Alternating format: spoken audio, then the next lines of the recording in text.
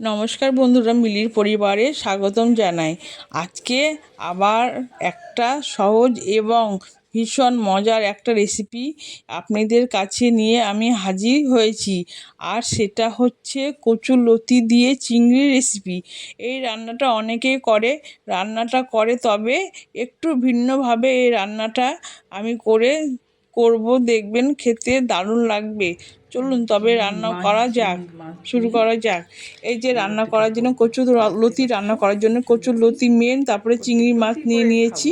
দেখতে পাচ্ছ, খেতে তো দুর্দান্ত হবে। যেইভাবে আমি রেসিপিটা করব তোমরা একদম দেখবে কম তেল মশলায়, একদম কোনো বাটা মশলা আমি ব্যবহার করব না।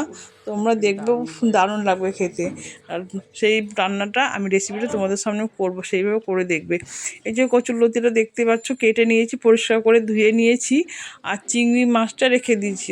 দিয়ে মশলা হচ্ছে পেঁয়াজ কুচি, আদা কুচি, আর রসুন কুচি, আর লঙ্কা। ব্যাস এগুলোই মশলাগুলোই নেব। আর কোনো বাটা মশলা আমি দেবো না, এর মশলাগুলো ব্যবহার করব। দিয়ে এবার কড়াইতে একটু জল দিয়ে দিলাম, জল দিয়ে কচুরলতিগুলো দেবো, দিয়ে একটু লবণ দিলাম, তাহলে লবণটা ডাঁটার মধ্যে ঢুকবে, ভালো লাগবে খেতে। দিয়ে ঢাকা দিয়ে দিলাম। দিয়ে এদিকে একটা কড়াইতে মাছ ভাজার জন্য তেল দিলাম, দিয়ে মাছটা দিয়ে দিলাম, চিংড়ি মাছটা একটু তাড়াতাড়ি করবো বলে দুই দিকে চাপিয়েছি। চিংড়ি মাছটা দেখতে পাচ্ছ একটু ভেজে নিচ্ছি, খুব ভাজবো না, হালকা লাল লাল করে ভাজবো। দিয়ে এবার রেখে দেবো। দিয়ে এবার কচুরলতির ঢাকনাটা খুলে দিলাম। দিয়ে দেখতে পাচ্ছ কচুরলতিটা বেশ ফুটে গেছে, সেদ্ধ হয়ে গেছে। আমি জলটা এবার ফেলে দেবো। জলটা ফেলে দিলে কি হবে, গলাটা ফুটফুট করবে না। আমি কড়াইতে তেল দিয়ে দিলাম, দিয়ে একটু সরষে আর লঙ্কা আর তেজপাতা দিয়ে দিলাম। দিয়ে এবার পেঁয়াজ কুচি, লঙ্কা কুচি, তারপরে দেখতে পাচ্ছ রসুন আদা কুচি সব দিয়ে দিলাম একসঙ্গে। দিয়ে ভালো করে একটু লাল লাল করে ভাজবো, বাদামি কালার। আর কোনো তো বাটা মশলা দেবো না আজকে, এটা দিয়ে করব। আর সব থেকে মেন হচ্ছে চিংড়ি মাছ থাকলে তো আর কিছু লাগেই না খাবারে, বলো তোমরা। দিয়ে কচুরলতিটা দিয়ে দিলাম। এবার পেঁয়াজটা বেশ লাল লাল হওয়ার পরে কচুরলতি দিয়ে দিলাম, দিয়ে লবণ দিয়ে দিলাম, দিয়ে হলুদ দিলাম, আর একটু মিষ্টি দিলাম। এটা একটু মিষ্টি মিষ্টি ঝাল ঝাল হলেও খুব সুন্দর লাগবে খেতে। দিয়ে এবার দিয়ে দেবো চিংড়ি মাছটা, দিয়ে ভালো করে নাড়ছি।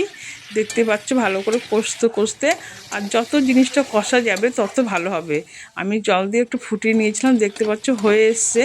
এই যে একদম কচুরলতিটা খুব সুন্দর, আর খেতেও দারুণ লাগবে, যেহেতু পেঁয়াজ কুচি, রসুন কুচি, লঙ্কা কুচি আর আদা কুচি দিয়ে করেছি।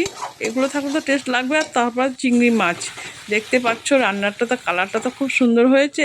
এবার রান্নাটা আমার কমপ্লিট হয়ে গেল। দেখতে পাচ্ছ চিংড়ি মাছটা একটু বেশি দিয়ে করেছি, কচুরলতিটা খেতে স্বাদ হবে।